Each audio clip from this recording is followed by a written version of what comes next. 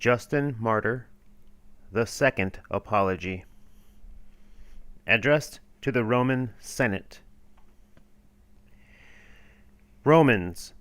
the things which have recently happened in your city under Urbicus, and the things which are likewise being everywhere unreasonably done by the governors, have compelled me to frame this composition for your sakes, who are men of like passions and brethren, though you know it not, and though you be unwilling to acknowledge it on account of your glorying in what you esteem dignities. For everywhere, whoever is corrected by father, or neighbor, or child, or friend, or brother, or husband, or wife, for a fault, for being hard to move, for loving pleasure, and being hard to urge to what is right, except those who have been persuaded that the unjust and intemperate shall be punished in eternal fire, but that the virtuous and those who lived like Christ shall dwell with God in a state that is free from suffering. We mean those who have become Christians. And the evil demons who hate us, and who keep such men as these subject to themselves and serving them in the capacity of judges, incite them as rulers actuated by evil spirits to put us to death. But that the cause of all that has taken place under Urbicus may become quite plain to you, I will relate what has been done. A certain woman lived with an intemperate husband, she herself too, having formerly been intemperate, but when she came to the knowledge of the teachings of Christ, she became sober-minded, and endeavored to persuade her husband likewise to be temperate, citing the teaching of Christ, and assuring him that there shall be punishment in eternal fire inflicted upon those who do not live temperately and conformably to right reason. But he, continuing in the same excesses, alienated his wife from him by his actions. For she, considering it wicked to live any longer as a wife with a husband who sought in every way means of indulging in pleasure contrary to the law of nature, and in violation of what is right, wished to be divorced from him. And when she was over-persuaded by her friends, who advised her still to continue with him, in the idea that some time or other her husband might give hope of amendment, she did violence to her own feeling, and remained with him. But when her husband had gone into Alexandria,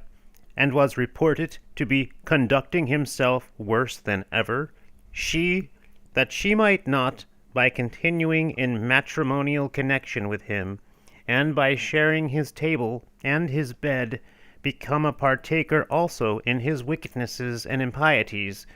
gave him what you call a bill of divorce, and was separated from him. But this noble husband of hers,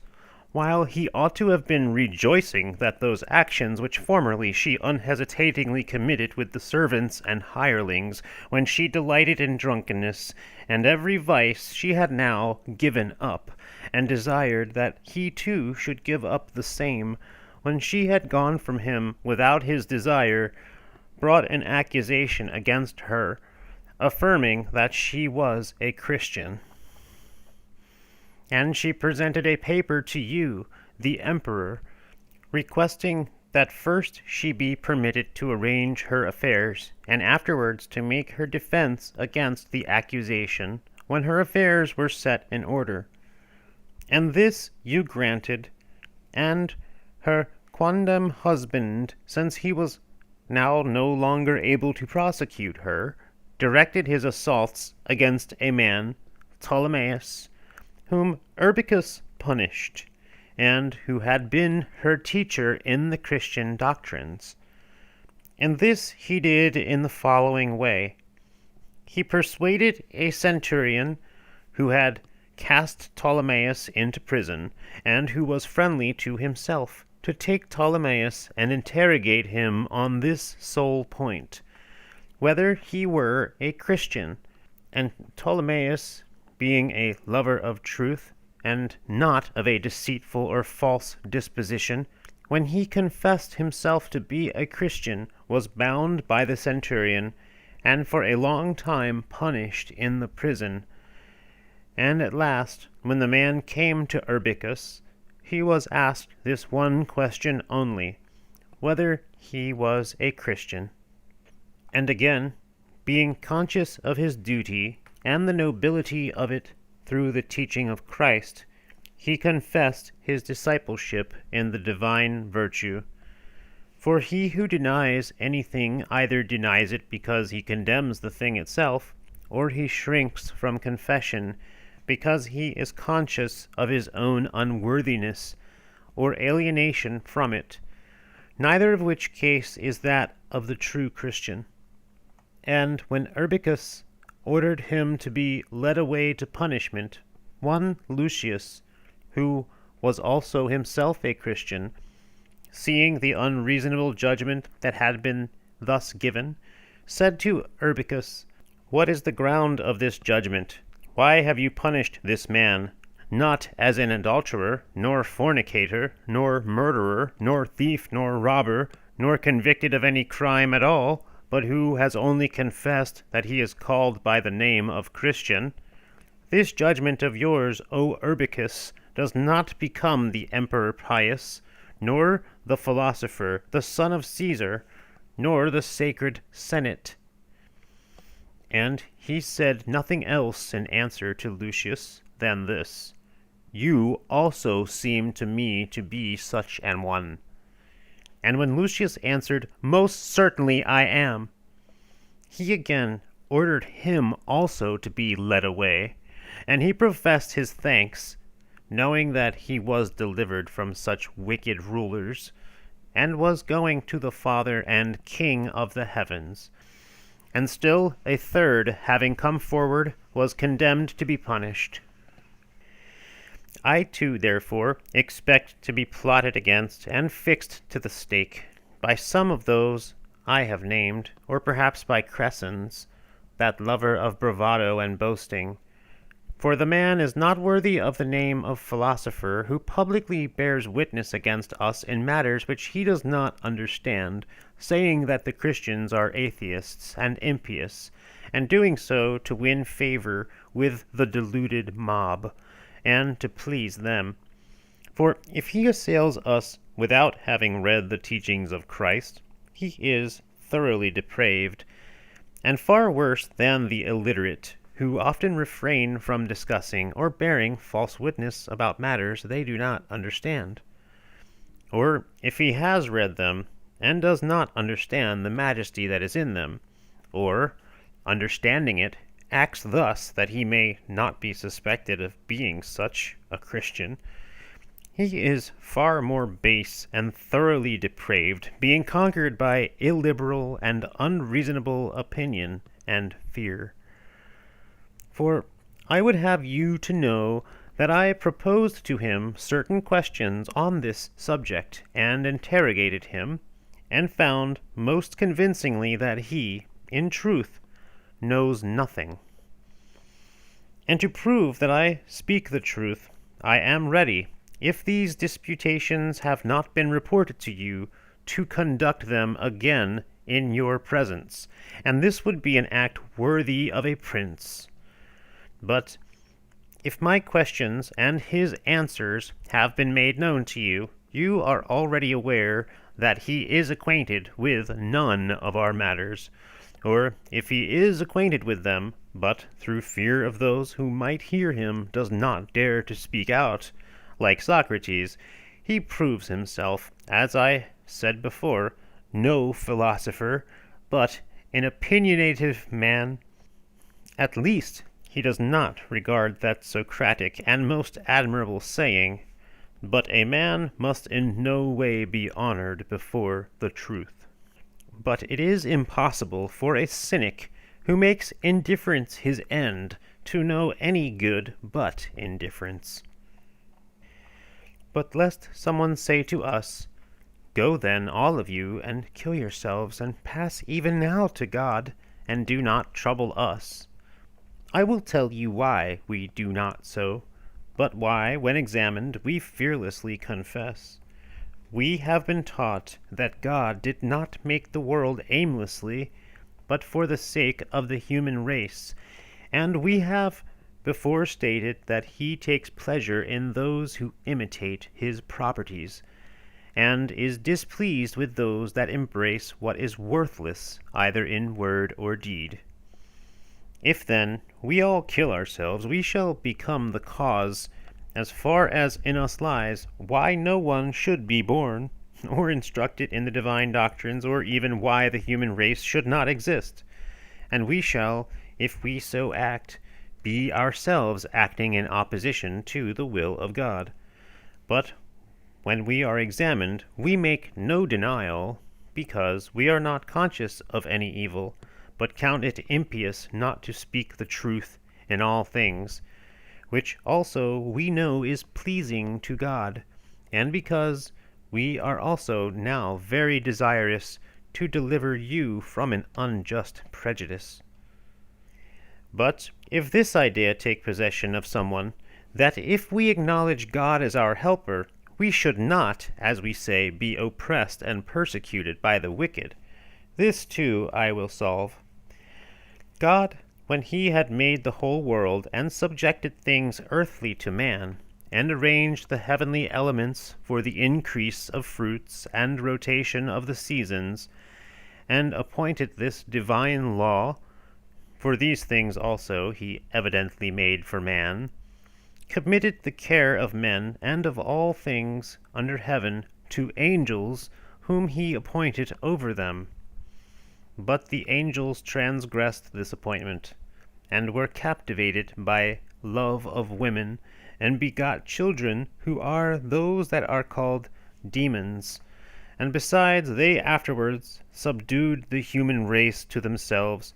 partly by magical writings, and partly by fears and the punishments they occasioned, and partly by teaching them to offer sacrifices and incense and libations, of which things they stood in need after they were enslaved by lustful passions.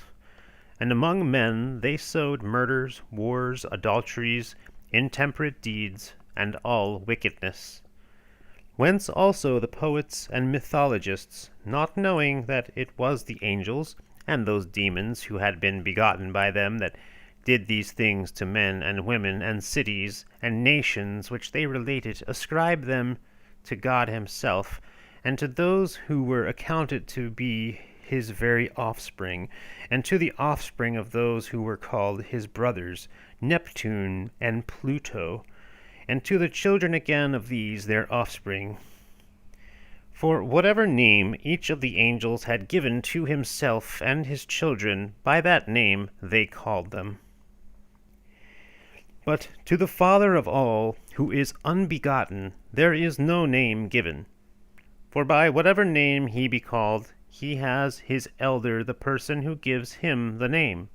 But these words, Father and God and Creator and Lord and Master, are not names, but appellations derived from his good deeds and functions. And his Son, who alone is properly called Son, the Word, who also was with him and was begotten before the works, when at first he created and arranged all things by him, is called Christ, in reference to him being anointed, and God's ordering all things through him. This name itself also containing an unknown significance, as also the appellation God is not a name, but an opinion implanted in the nature of men of a thing that can hardly be explained. But Jesus, his name as man and Savior, has also significance, for he was made man also, as we before said, having been conceived according to the will of God the Father, for the sake of believing men, and for the destruction of the demons. And now you can learn this from what is under your own observation. For numberless demoniacs throughout the whole world, and in your city, many of our Christian men exorcising them in the name of Jesus Christ, who was crucified under Pontius Pilate, have healed and do heal, rendering helpless and driving the possessing devils out of the men, though they could not be cured by all the other exorcists, and those who used incantations and drugs. Wherefore God delays, causing the confusion and destruction of the whole world, by which the wicked angels and demons and men shall cease to exist, because of the seed of the Christians, who know that they are the cause of preservation in nature. Since, if it were not so, it would not have been possible for you to do these things, and to be impelled by evil spirits, but the fire of judgment would descend and utterly dissolve all things, even as formerly the flood left no one but him only with his family, who is by us called Noah, and by you Deucalion, from whom again such vast numbers have sprung, some of them evil, and others good. For so we say that there will be the conflagration, but not as the Stoics, according to their doctrine of all things being changed into one another, which seems most degrading. But neither do we affirm that it is by fate that men do what they do, or suffer what they suffer, but that each man by free choice acts rightly or sins,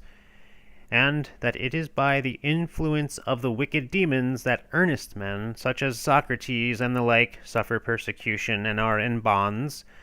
while Sardanapalus and Epicurus and the like seem to be blessed in abundance and glory.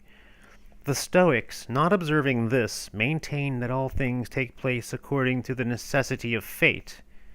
But since God in the beginning made the race of angels and men with free will, they will justly suffer in eternal fire the punishment of whatever sins they have committed. And this is the nature of all that is made, to be capable of vice and virtue. For neither would any of them be praiseworthy unless there were power to turn to both virtue and vice. And this also is shown by those men everywhere who have made laws and philosophized according to right reason, by their prescribing to do some things and refrain from others. Even the Stoic philosophers, in their doctrine of morals, steadily honor the same things, so that it is evident that they are not very felicitous in what they say about principles and incorporeal things, for if they say that human actions come to pass by fate, they will maintain either that God is nothing else than the things which are ever turning and altering and dissolving into the same things, and will appear to have had a comprehension only of things that are destructible, and to have looked on God himself as emerging both in part and in whole in every wickedness, or that neither vice nor virtue is anything, which is contrary to every sound idea,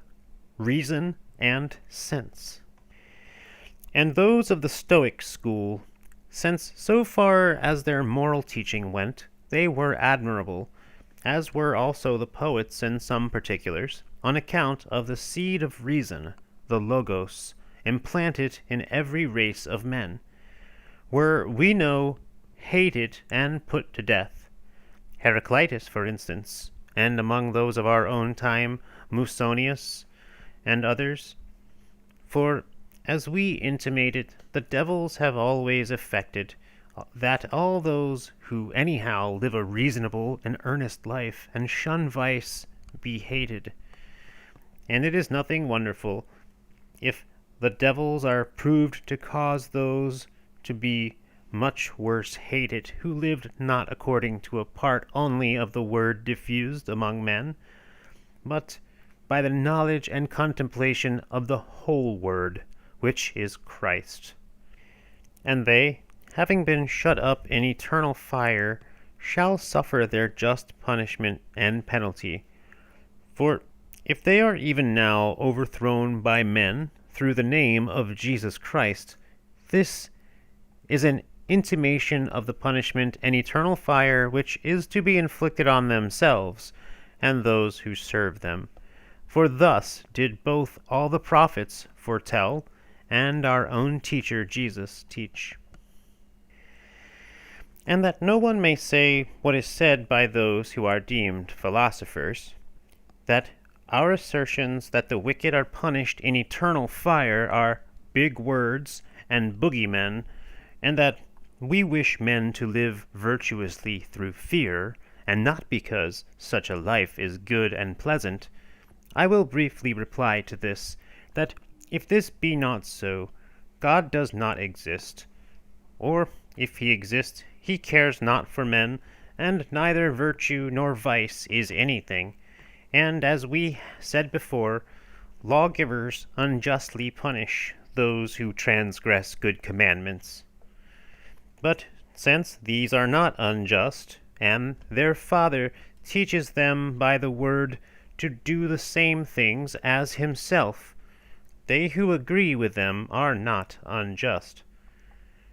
And if one object that the laws of men are diverse, and say that with some one thing is considered good, another evil,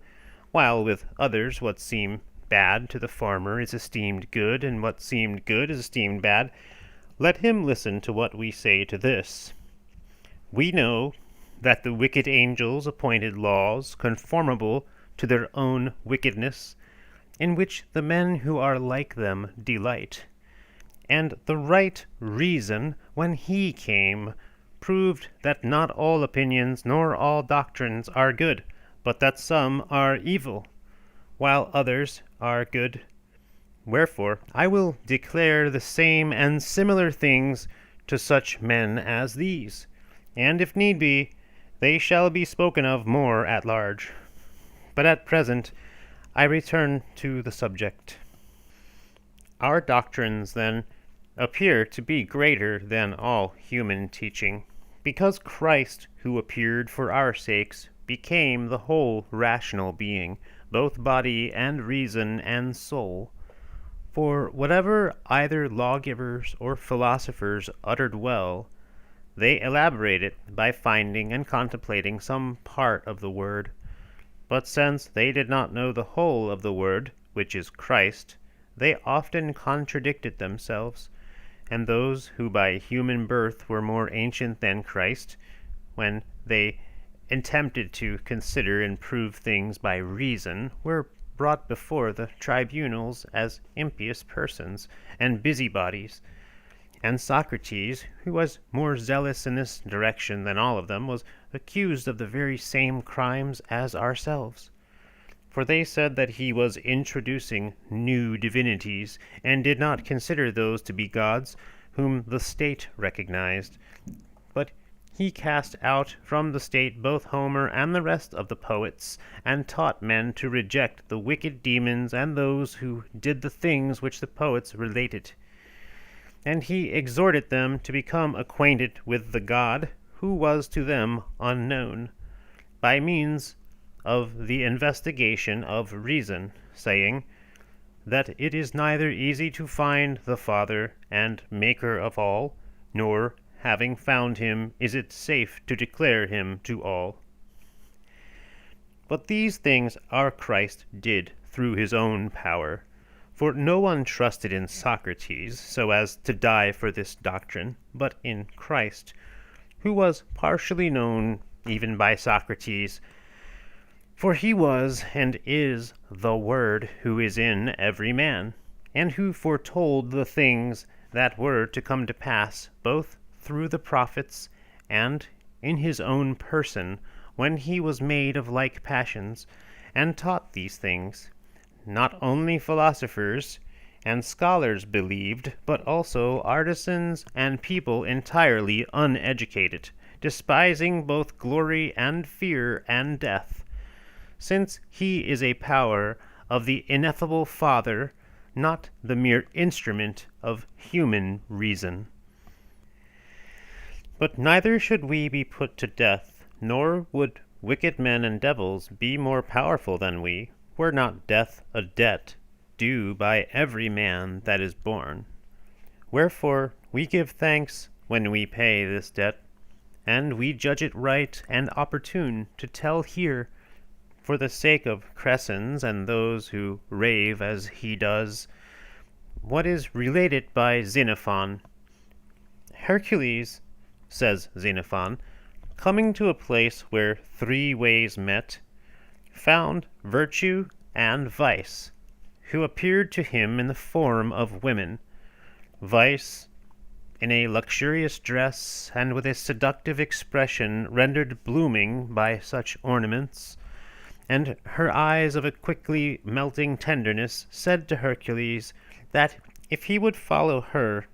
she would always enable him to pass his life in pleasure and adorned with the most graceful ornaments, such as were then upon her own person. And Virtue, who was of squalid look and dress, said, But if you obey me, you shall adorn yourself not with ornament nor beauty that passes away and perishes, but with everlasting and precious graces. And we are persuaded that everyone who flees those things that seem to be good, and follows hard after what are reckoned difficult and strange, enters into blessedness. For vice, when by imitation of what is incorruptible, for what is really incorruptible she neither has nor can produce, she has thrown around her own actions, as a disguise, the properties of virtue, and qualities which really are excellent,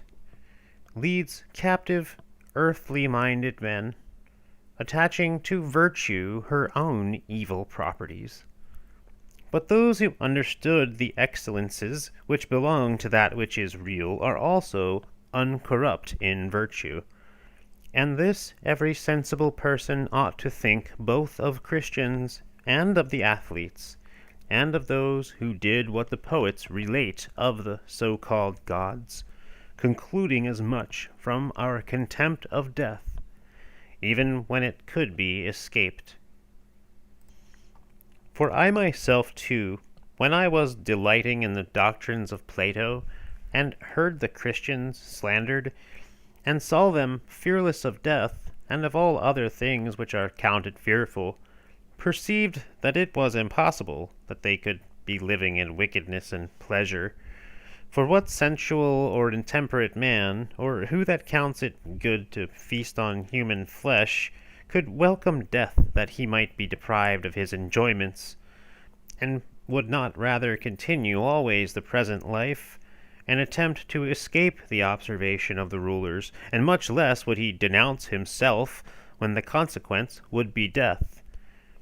This also the wicked demons have now caused to be done by evil men, for having put some to death on account of the accusations falsely brought against us, they also dragged to the torture our domestics, either children or weak women, and by dreadful torments forced them to admit those fabulous actions which they themselves openly perpetrate, about which we are the less concerned, because none of these actions are really ours, and we have the unbegotten and ineffable God as witness both of our thoughts and deeds. For why did we not even publicly profess that these were the things which we esteemed good, and prove that these are the divine philosophy, saying that the mysteries of Saturn are performed when we slay a man, and that when we drink our fill of blood, as it is said we do, we are doing what you do before that idol you honor, and on which you sprinkle the blood not only of irrational animals, but also of men, making a libation of the blood of the slain by the hand of the most illustrious and noble man among you, and imitating Jupiter and the other gods in sodomy and shameless intercourse with women, might we not bring as our apology the writings of Epicurus and the poets, But because we persuade men to avoid such instruction, and all who practice them and imitate such examples, as now in this discourse we have striven to persuade you, we are assailed in every kind of way. But we are not concerned, since we know that God is a just observer of all. But would that even now someone would mount a lofty rostrum and shout with a loud voice, "Be ashamed, be ashamed, you who charge the guiltless with those deeds which yourselves openly could commit, and ascribe things which apply to yourselves and to your gods, to those who have not even the slightest sympathy with them. Be converted, become wise." For I myself, when I discovered the wicked disguise which the evil spirits had thrown around the divine doctrines of the Christians, to turn aside others from joining them,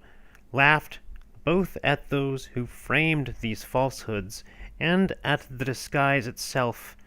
and at popular opinion, and I confess that I both boast and with all my strength strive to be found a Christian, not because the teachings of Plato are different from those of Christ, but because they are not in all respects similar, as neither are those of the others, Stoics and poets and historians. For each man spoke well in proportion to the share he had of the spermatic word, seeing what was related to it. But they who contradict themselves on the more important points appear not to have possessed the heavenly wisdom and the knowledge which cannot be spoken against. Whatever things were rightly said among all men are the property of us Christians. For next to God we worship and love the Word, who is from the unbegotten and ineffable God, since also he became man for our sakes, that becoming a partaker of our sufferings, he might also bring us healing. For all the writers were able to see realities darkly through the sowing of the implanted word that was in them. For the seed and imitation impacted according to capacity is one thing, and quite another is the thing itself, of which there is the participation and imitation according to the grace which is from him. And we therefore pray you to publish this little book, appending what you think right, that our opinions may be known to others, and that these persons may have a fair chance of being freed from erroneous notions and ignorance of good, who by their own fault have become subject to punishment, so that these things may be published to men, because it is in the nature of man to know good and evil, and by their condemning us, whom they do not understand, for actions which they say are wicked, and by delighting in the gods who did such things, and even now require similar actions from men, and by inflicting on us death, or bonds, or some other such punishments, as if we were guilty of these things, they condemn themselves, so that there is no need for other judges. And I despised the wicked and deceitful Simon of my own nation, and if you give this book your authority, we will expose him before all, that if possible they may be converted. For this end alone did we compose this treatise, and our doctrines are not shameful according to a sober judgment, but are indeed more lofty than all human philosophy,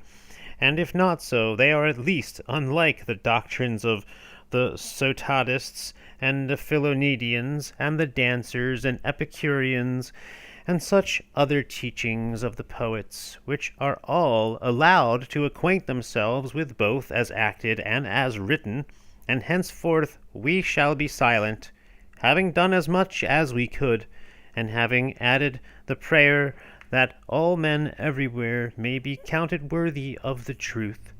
and would that you also, in a manner becoming piety and philosophy, would for your own sakes judge justly.